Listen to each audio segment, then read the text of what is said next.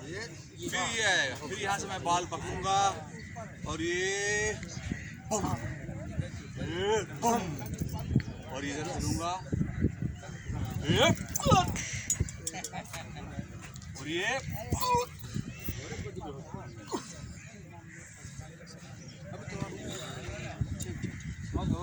बस पेट पे मारेंगे, थोड़ा बैठेंगे।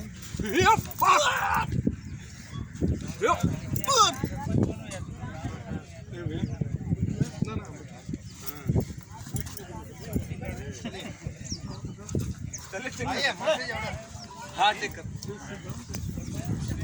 दोनों दीजिए भाई। चलो भाई दादा जल्दी फटाफट निकालो, अंधेरा हो जाएगा। हाँ रेडी रेडी। हाँ बताओ जाइए जाइए, बाकी थोड़े सुनिए ना। ए बच्चा लोग थोड़ा सा बाहर आ जाइए आप लोग। बच्चे बाहर। ये घूम के है। हाँ यहाँ अमृत भाई को पकड़ लिया फिर। मैंने उतना नहीं घूमना, सीधा बस ठीक है मैडम, सही है।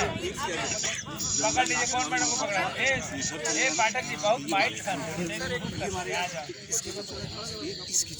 हाँ पकड़ लो पकड़ लो। कहाँ गए? पता है मैं कल वीडियो बना रहा था, शायद कि वीडियो का तरीका आ रहा था।